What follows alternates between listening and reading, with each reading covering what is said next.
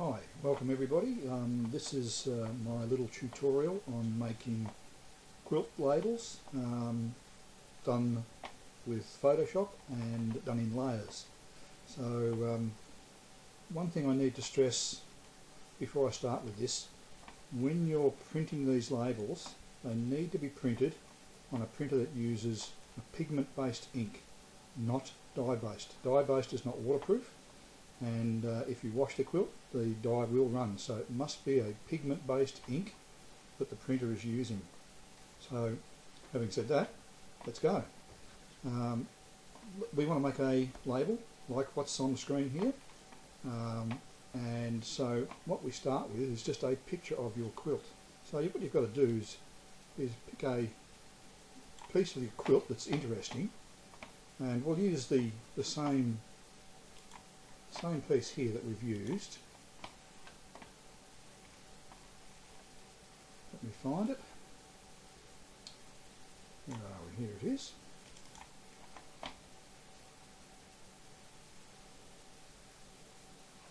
Okay, so that is what we started with. This one we'll just shrink that out the way for the time being, and we'll work with this one. Pretty much we've used just a square of this, but we need to crop it and size it to make sure it's the right size for printing. So first thing we do is cut out the piece we want. So we just use the cropping tool and we'll cut out a rough area, the size of what we want. So we'll get it close to where we need to go. We go up here to edit, and we crop it. Image, crop, get the right thing here, and we'll crop the image down. So you can see it's close there. We need to crop a little bit more. Image, crop. Now that's cut to the right size. But the thing is it the right size? When we print it, let's just see how big that will really print to. So if we go up to image and image size, it'll show us that it's 31 inches by 30.75 inches. So it's a little bit too big. It's not quite square, but that doesn't really matter. So it's just a little bit too big for your quilt. You're going to be half the size of your quilt. We want to make this the same size as the printed version. So we want to make this about 4.5 inches. So all I've got to do here is put in 4.5, and that'll make the same on both sides, pretty close to the same on both sides. So we'll change that and we will make it, actually we'll also make the resolution a bit better, so it's not too low a resolution when we print it. So 300 pixels to the inch and 4.5 inches square, or very close to it. So now that's the actual size when we print it. That's the size we want on the paper. So we can zoom in on that, make it a bit bigger, make it a bit easier to see what we're going to do with it. So the next thing we want to do is add some text to it. But the thing is, you know, the text, we want the centre faded out a little bit, but we can do that later.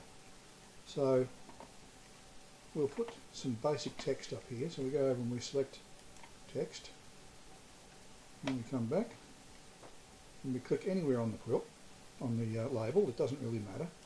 We can move it later. So then we can type in,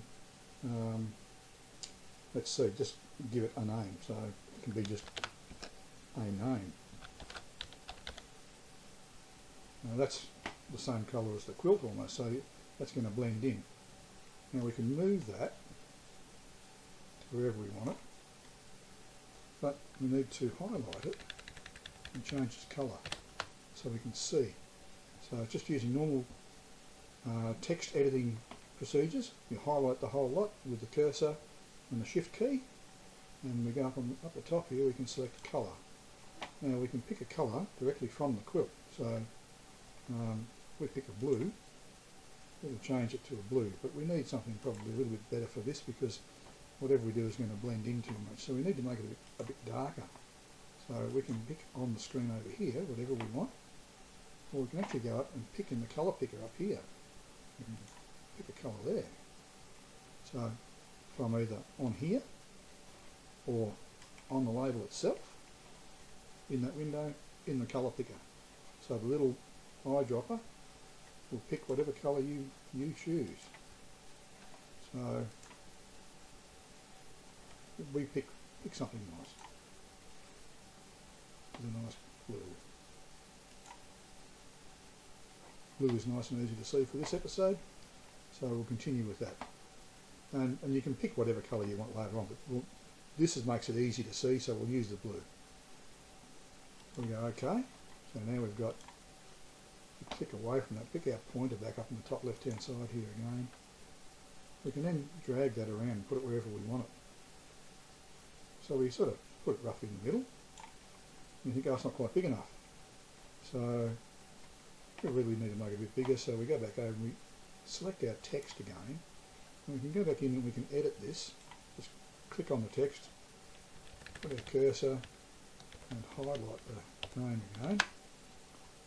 And then we can go up and choose a font size. So you can go up, possibly even a bit more, 60 point, and click our pointer at the top left, and there it is. Don't like the font. Font's not suitable. Okay, back to our text again. Click on our text editor, click on the name, highlight the whole thing with the shift key and the cursor keys, and go up and choose a font. Now that was old English, pardon me. So we can scroll through all our fonts here and pick something a bit nicer. So one called Vivaldi, it's a nice stylish name. Nice and easy to see. Size is pretty good. So you think, alright, what else do we want to put on here?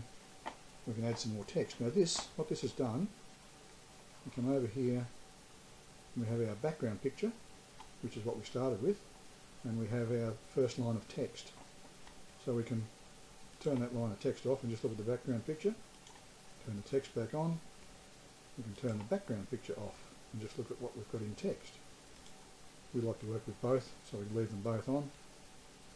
Okay, if we add another line of text, it will add another line here, and that makes it easy to move things around. And I'll show you how that happens. We select text again, and we put in a date, 2021. So you think, oh, that's in the wrong place. Doesn't matter. We can move it while we're here like this. You can see the cursor allows us to move this and put it where we want it. And that's all good. So we can add another line of text. We go back over, click on the text one again.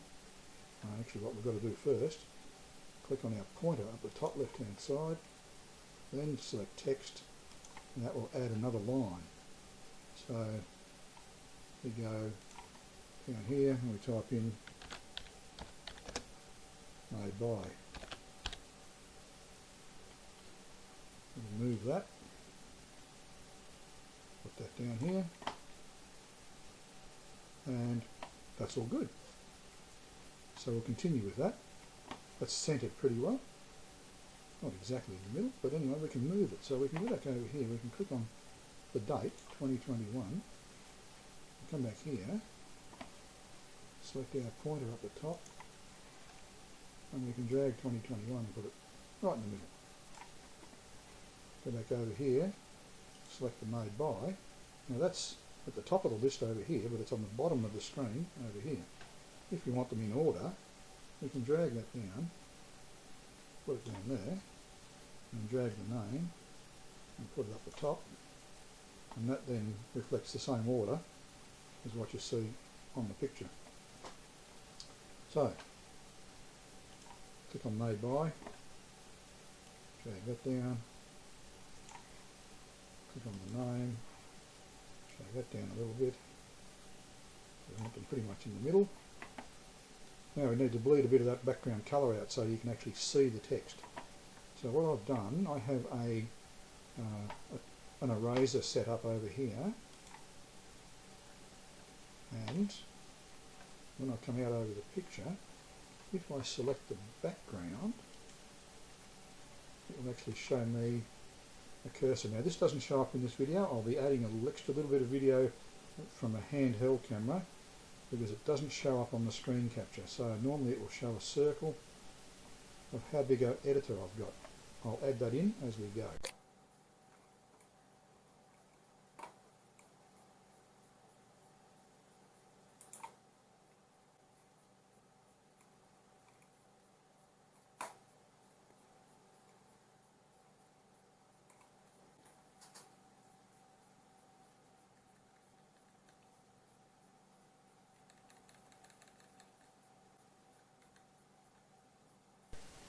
But anyway, when I put it over the centre of the block here, and I click on it once, it fades the centre out. If I click on it again, it'll fade a little bit more. And you can fade as much as or as little as you like until you can read the text. And if you don't like what's going on, you can go back over here to your history file and you can go back and remove some of the editing that you've done. And you've just got to remember that if your printer isn't capable of handling anything thicker than an A4 sheet, you may have issues. It'll need to be a printer that you can adjust the thickness for, say, an envelope, which is what I do with mine. It allows for the extra thickness of the material. If you don't have that, the print head may wipe across the top of the material because it's too thick. So a trial and error thing you're going to have to try with your own printers. You can't use a printer that feeds from a tray because that generally wraps the paper around. You want to leave the paper with the material as flat as possible, so a single sheet feeder from the top of the printer will just feed the paper in without wrapping it, and it'll just feed it through and print nicely, hopefully, without the print head touching the top of the material. Like I said, if you can adjust the height of the print head to allow for thicker paper or envelopes, you can do that, and that way you'll get a nice clean print with the material on the paper. Anyway, we'll go ahead and show you that.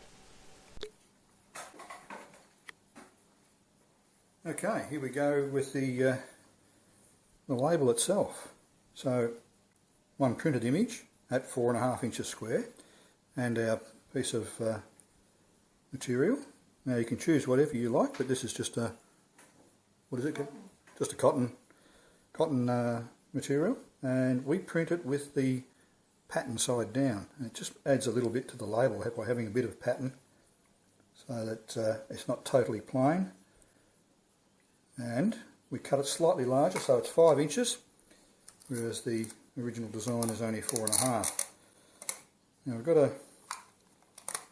be careful when you stick these down that you make sure it's nice and square over the printed job, and you only stick on the top and the two sides, because as it goes through the printer it tends to roll the material out, and it can, if it's taped at the bottom, it'll buckle up and then the printer will actually smudge it at the bottom. So we'll just tape the sides and the top.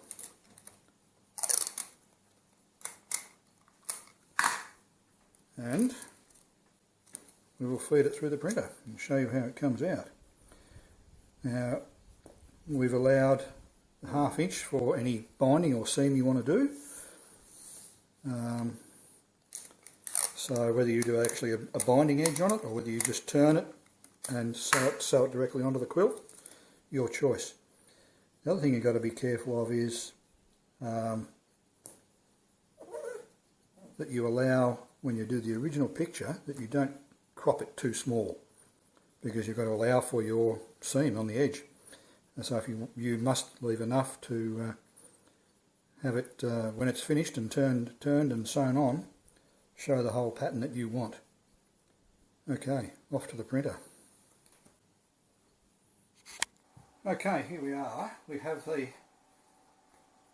printed label on the paper and the material taped on, and we make sure we feed it in the right way with the tape to the top, so it goes in top first into the printer.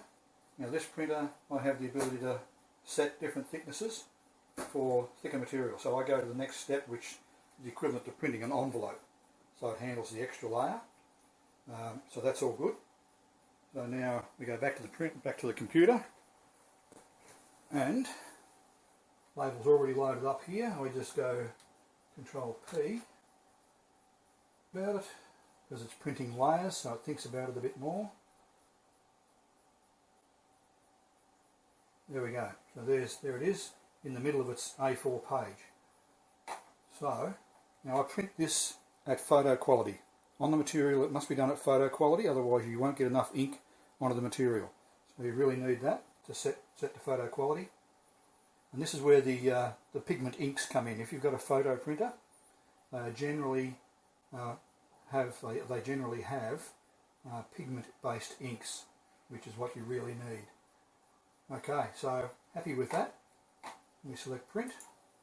I have a second print window come up on this just to show me exactly what it's going to do.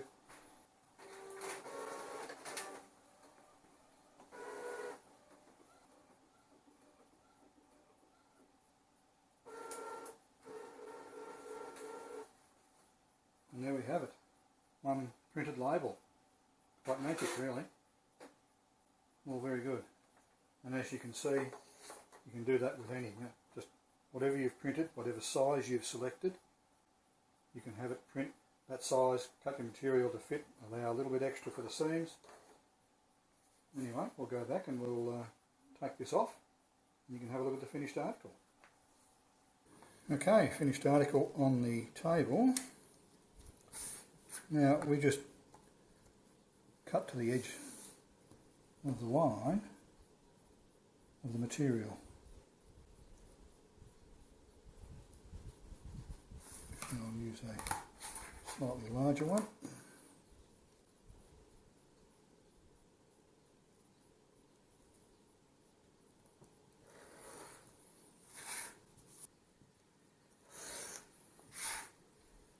Okay, there we have it. That's the paper version, there's the material version. So we just take our last little bit of tape off.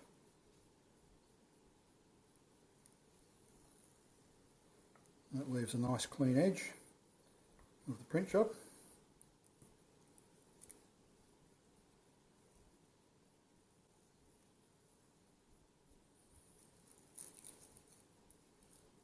Sticky stuff, get rid of that. Okay, one nicely printed label. Look great on the quilts. One thing I nearly forgot to tell you, we do use a starch when we iron it before we print it, just to help hold it flat. So it is starched, makes it go through the printer a lot better. So don't forget to do that, and it'll make things a bit easier. And the other thing is, after it comes out of the printer, before we put it onto the quilt, we actually turn it upside down and iron the back of it. It helps the heat, helps set the ink, particularly being a pigment-based ink. Iron the back of it with a warm iron, and it'll set it nicely. And we've had ours go through the wash a few times, and the ink hasn't moved. They're still as good as the day they were printed. So all good. Happy quilting.